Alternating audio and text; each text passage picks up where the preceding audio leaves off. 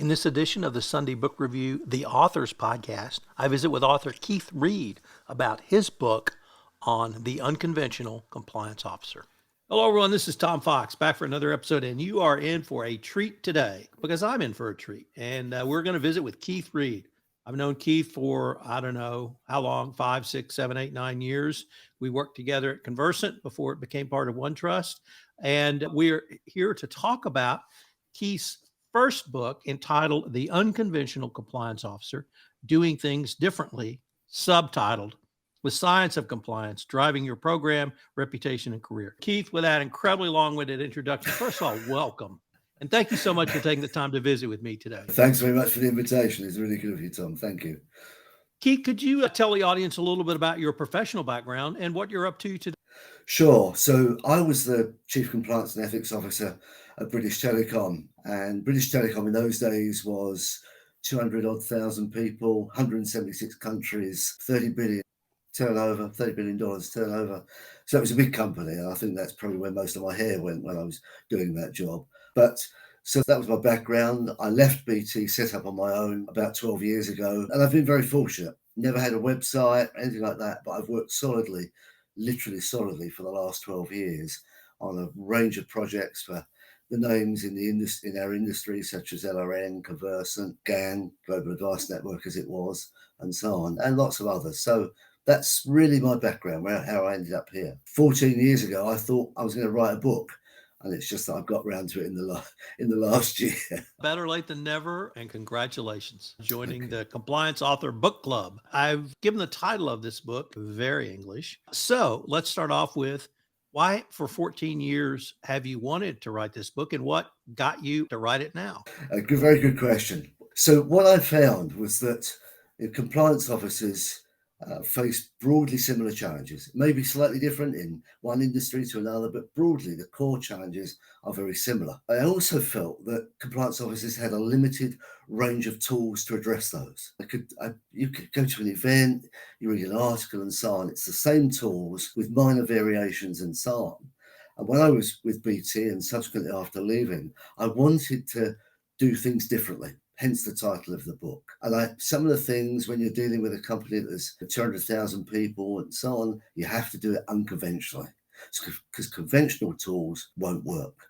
I was very fortunate to win an award. I was one Compliance Officer of the Year here and so on. And the Daily Telegraph, one of the big papers here, did an article and they called it Compliance and Science. And that's where that comes from. So that title you read out has all been put together from different sources. So that's how I ended up here, trying to do things differently.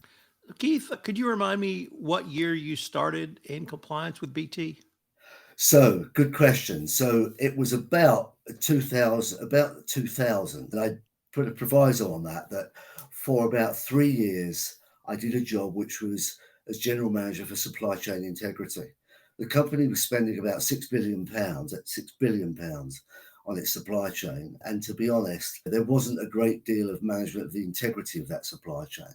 So the potential was huge. I did that for about 3 years and so on. And then suddenly I'd come to the attention of one or two of the seniors and so on, the CFO in the company, get a call Thursday. By Tuesday, I'm the new compliance director for the company. So that's how compliance came about in 2003. So Keith, I started in compliance a little later than you in 2007. But even in 2007, compliance was written by lawyers for lawyers. Sure. It was completely legally driven, even though there were differences in a US and EU/UK approach of rules and regs in the US and perhaps more values in the EU/UK. But it was still a legal response to a law here in the United States, the FCPA, later in the United Kingdom, the Bribery Act. And one of the first times I met you, you were already talking about the evolution beyond the legal-based components of compliance. You were talking about behavior. You were talking about nudges. You were talking about really how to motivate people. So I was always intrigued by, and of course you could continue this theme in the book around behavioral psychology. What got you thinking, if not a better way to do it, a different way to do it?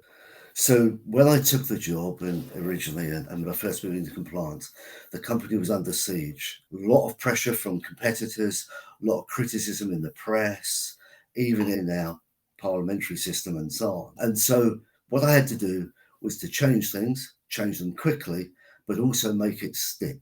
And as I say, when you're dealing with that many countries, 200,000, 250,000 employees and contractors, you have to do something different. And that's really what made me think that there was no point keep firing out training to people and so on that they might do, they might not do.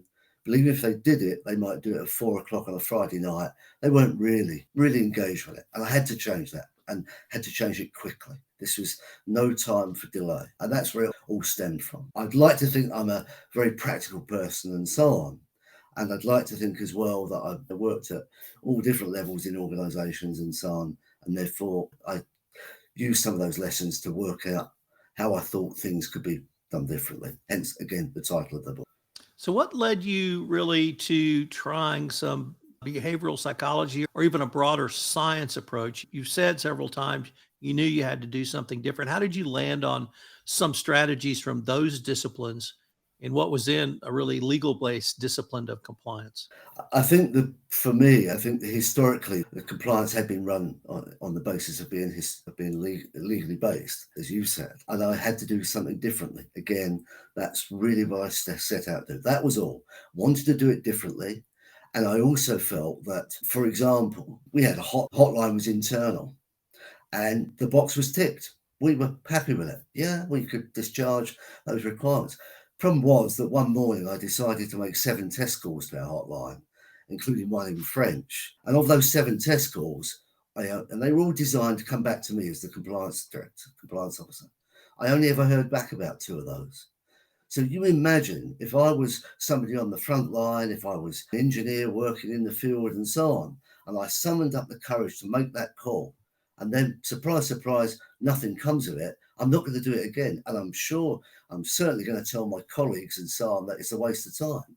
So again, that's where the practicalities come in that I had to change. Keith, I've also heard you talk about retaliation for those who spoke up or speak up or spoken up. And you were really one of the first people who looked at that from a systemic approach. And could you tell us about the story of the time at BT where you actually just sat down and mapped it out to discover what was going on? Yeah, it was a really good question. Essentially, we had an anti-retaliation policy. Now, I've over the years studied a myriad of anti-retaliation policies, ranging from literally about 16 words to 16 pages. But that was it. That was the policy. And we had a case which really brought home to me. So a manager in Singapore bullied one of his team and so on. That was bad enough and so on. The person who was being bullied had a heart attack, which was serious enough. But then what happened was the son of the guy who was being bullied thought that because his father wouldn't be able to work, he'd have to leave school, everything would change in his life. And the son, who was about 13, tried to commit suicide, all because of retaliation, bullying, and so on. And just wasn't prepared to have that. So what I started to do was to look at what we had, what data we had that we could focus, drive, change retaliation, and really implement an anti-retaliation, not just a policy, but a process and something that really operated well. And so what I did one night, I can still remember it, I was sitting here at home one night and I had some data and so on that I'd asked for, and I pulled up 5 measures of what I thought might be retaliation: promotion, bonus, pay rise, annual review, overtime, those sort of things. So my family still remembers it. I'm sitting here and I said, oh, no. And you could just see the patterns that somebody had made a report. And then suddenly, a few weeks later, a few months later, their annual review marking had dropped off a cliff. All those sort of things you could see. But one thing, having a policy, but using that data and then using it actively is really important. And just to, without banging on for a long time, but also we started to do follow-up with whistleblowers. And often you could pick the phone up, you'd follow up with a whistleblower, they'd say, yeah, no, haven't faced any retaliation and so on. But with that data, you could then say to them, hold it, your annual review market went down, or you didn't get a pay rise this year, and so on. And suddenly they realized that you were much more engaged with this than they ever thought. And that fundamentally changed how retaliation was managed and measured and so on. Does that make sense? It does. It does. And one of the things that I've heard you advocate over the years was not simply a robust anti-retaliation policy, but when the EU anti-retaliation policy for GDPR was developed, you really spoke to companies and tried to educate them on their burden of proof now and Correct. how they might show that. And what impressed me about that, your work there was it was strategies and tactics you had talked about and developed many years from your observations. One of the most interesting things, I'm going to conflate my conversations with you over the years with the book, because I heard a lot of those conversations when I read the book, is particularly lawyers, of which I'm one, we focus on the inputs. So how many people got trained? How many due diligence reports did we do? How many contracts with compliance terms and conditions did we insert? How many were signed? How many training were to third parties? All of those things. And you've consistently talked about, let's shift our thinking to the outcomes, not the inputs. I think the Department of Justice has finally evolved to your thinking, but could you talk about that journey and why you believe outcomes are much more important than simply the inputs? Sure. It's again a very good question. Yeah, my background and so on, I've spent a while running procurement and so on, and all the input measures of delivery on time and all that were great. But actually, we were buying 3 products and only getting revenue from 1 and so on. So the output measure was really significant. And when I took the compliance job, I took that thinking and I turned up and we were congratulating ourselves on 99% of people who'd done their training and all that, all good stuff. The problem is I didn't sense that there was a shift in the company's approach that recognized or respected that 99% training and so on. And so that started me thinking, let's look at the output measure. And some of those output measures you almost have to create. And some people may be uneasy about this, but one of the examples I use in the book is the bottle-shaped box. For example, I sent a bottle-shaped box to everyone in procurement at Christmas. They assumed it had a bottle of wine or scotch or whatever in it, but it actually had a copy of the code of conduct. Now, they never forgave me for it, but they Merry never Christmas. forgot it. Yeah, absolutely. They never forgot it. So again, although that's not quite the output measure of that was that we saw fundamental shifts in sort of compliance performance driven by the bottle-shaped box and so on. And I think as well, plenty of other examples like that and so on. And in the book, I posed the question of how far would you go? So for example, we had 99% of people trained on anti-bribery. We did a special training for 1,500 odd, always good. But then I invited them to a day at the races, subsequently 6 months on from that. And of those people, I was alarmed, really alarmed at the number of people who had just accepted the invitation to a day at the races without question. So again, all that reinforcing, it's one thing doing the training. And our systems weren't perfect, but what we were able to see was that a lot of people, were doing their training at 4:30, 5 o'clock on a Friday night.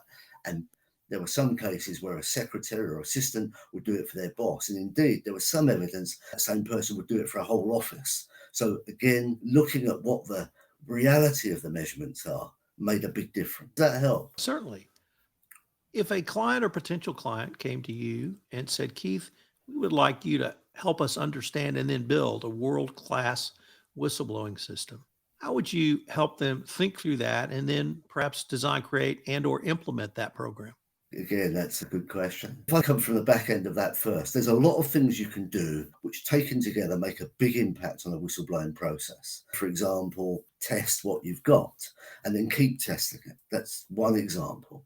I think, again, another example is where what happens when somebody calls from overseas? Is that dealt with? Is that dealt with promptly and so on? If it's coming from a high-risk country, is that call lost and so on? I think as well that obviously increasing what I'm seeing and working on is putting reports into escrow. For example, if something happened to me today, I might not make a report. I might put it off till tomorrow, or I might never get round to making it. But if I can put an escrow facility in that says something happened, I'm going to make a report. I don't want to make that report yet formally, but I want to log it. What that does is two or three things. One, it says for all the people affected by, say, bullying and so on, once you get two or three reports from the London depot or something, you can start to say there's a pattern here. People might not necessarily want to make that report to the company. They might not necessarily want any action taken, but it's good to be able to log it. It also means, for example, say you've helped the individual and the company knows there is a problem at their particular depot or wherever it is. So all of those facilities are all the sort of things you can do. I think as well that getting reports, in the book I touch on getting people to make reports on canteen food, because once they make their report on canteen, then when they have to do it for real in the future, they know the process. They're not frightened by the process. Putting dogs and cats and so on the website, etc., makes people go there, makes people feel warm and fuzzy about going there and so on. All I'm saying is those are lots of little things which you may say on their own are not significant. But coming back to your question, which is about how would you build it? Again, as I say, I would look at what the company wants, what the company's size is, what they do now, what the opportunities are, and how those opportunities can be put together to get towards a world-class whistleblowing process. Keith, one of the other topics I've heard you consistently talk about over the years is conflicts of interest. And you talk about them in terms of known conflicts of interest where it's obvious. You talk about perhaps unknown conflicts of interest. And then you have a category in the middle. And I've heard you advocate various strategies to help people understand conflicts of interest, as well as compliance officers being able to oversee that. Why in 2023 are we still talking about conflicts of interest? Is that just human nature? And how would you help a company think through conflicts of interest that could even be? Again, that was a phrasing that I came up with, which was positive conflicts of interest. For me, everybody sees conflicts of interest as negative, and maybe that's an overstatement. But if somebody suddenly sends you an email to say, we want a report on your any conflict of interest and so on, it's another example of compliance push. And we'll come back to that in a moment, perhaps. But so what I thought was about how you can make conflicts of interest positive, and that was a big step. I also used a lot of examples of serious conflicts of interest.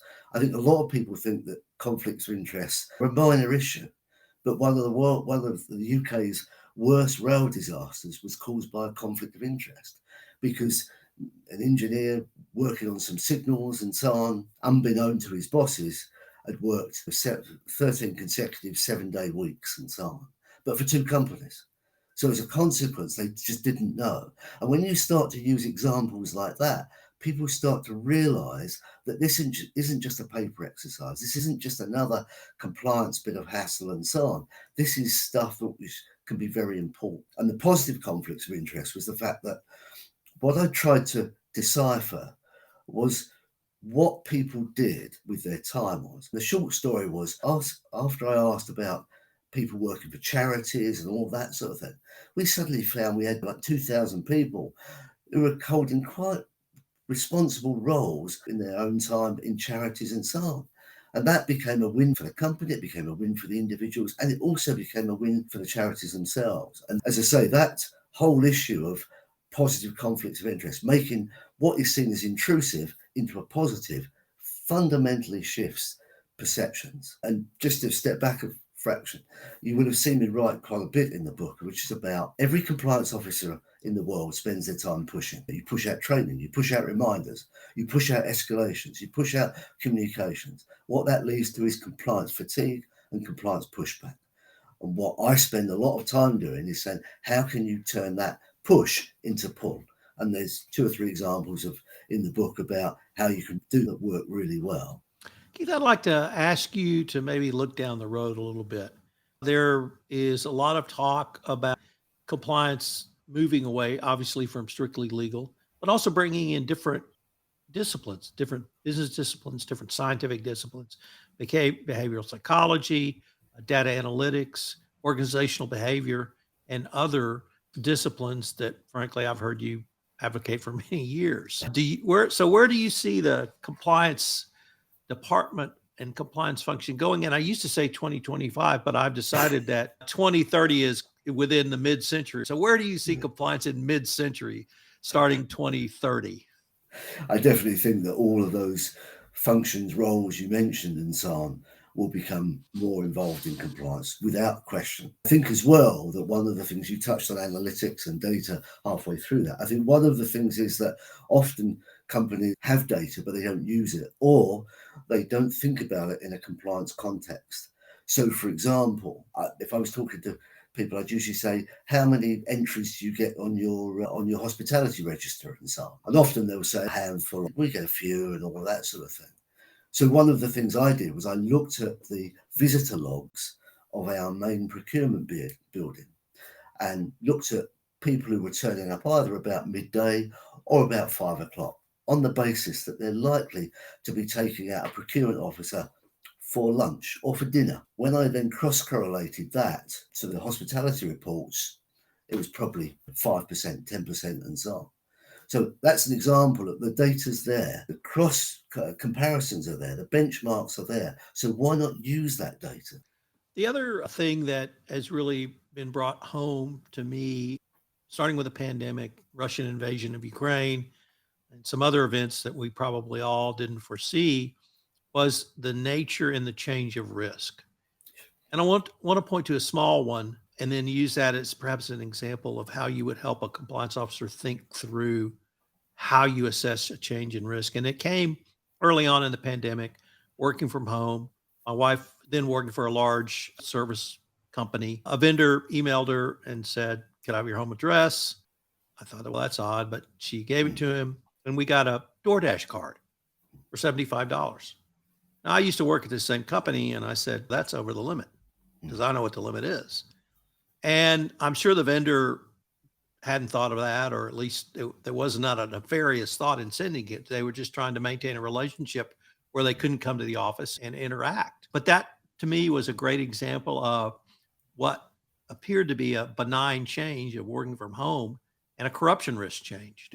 So I was wondering, as we move towards the end of this podcast, how do you help or encourage compliance officers to understand that it's almost a continual assessment now of have your risks changed because business is changing so rapidly? Yeah, I agree. That's interesting because one of the things I put in the book was what I call is the corporate shield. It was an exercise. It's more that it's an exercise that I developed, which was to say you could do a very quick and dirty analysis of how risk has changed. And that's a good example. That's a good example where face value, working from home was the only change, but it can open up a whole series of issues as a consequence. And I think companies often tend to go through a whole risk piece, perhaps once a year, once every couple of years and so on. What I advocate is doing this much more regularly, much more granularly and so on to understand what's going on. I think as well that one of the things I bring out in the book is the cost of compliance, because often companies shy away from doing some of this work because they think it's going to be expensive or it's going to need additional resource and so on. Now, we used to spend about £10 to £12 per employee per annum on compliance. Big companies, with one company, for example, British Airways, had a fine, one fine alone, that was £5,300 per employee. So when you start putting those numbers together, and you start saying this is a really good value investment. But in all my travels around the world and so on, I've only ever encountered one person who knew what they spent per employee per annum on compliance. So again, I think that's a real challenge and an opportunity. But once you've got that data, it offers such a benefit. And I hear lots of debate about how you bring the board on side and so on. When I did this, first of all, with the board, I asked them, how much do you think the company spends per employee per annum? And some of the numbers were completely outlandish, but it fundamentally changed their thinking once they realised what we spent and what the value of it was relative to fines and all the other things that can happen. Keith, unfortunately, we are near the end of our time for this episode. But before we leave, I wanted to ask you if our listeners wanted more information on yourself, how they might connect with you, some of the topics we talked about in this podcast, and most importantly, where they can go to buy the book. What would you tell them? Okay, so the book is on Amazon.com, Amazon.co.uk and eBay.co.uk. So you can get it from pretty much any source. I'm all on LinkedIn. My email address is there. So if you have any problems, I had a lady the other day who contacted me from from a very far away, and I've sent her a copy and so on. So if you want the book or you want to discuss anything, please get in touch with me. LinkedIn, you'll find me. Easy to find. I think that's probably the best way. Keith, this has just been a ton of fun. I hope we can continue this conversation. Wish you the best of luck and look forward to actually seeing you again at some point. Absolutely. So thanks very much for your time. Thanks for inviting me. It's been really good. Thank you. This is Tom Fox again. I hope you enjoyed this interview with Keith Reed. If you didn't check out our first episode, go back and listen to my interview with Jeffrey Hazlett about his book, The Mirror Test. The Sunday Book Review Authors Podcast is available on audio in all the standard formats, iTunes, Spotify, Megaphone, iHeartRadio, Amazon, etc. So if you want to listen to it in your car, check us out there. I hope you will join us again for another episode. And please tell your friends about this newest podcast in the Compliance Podcast Network.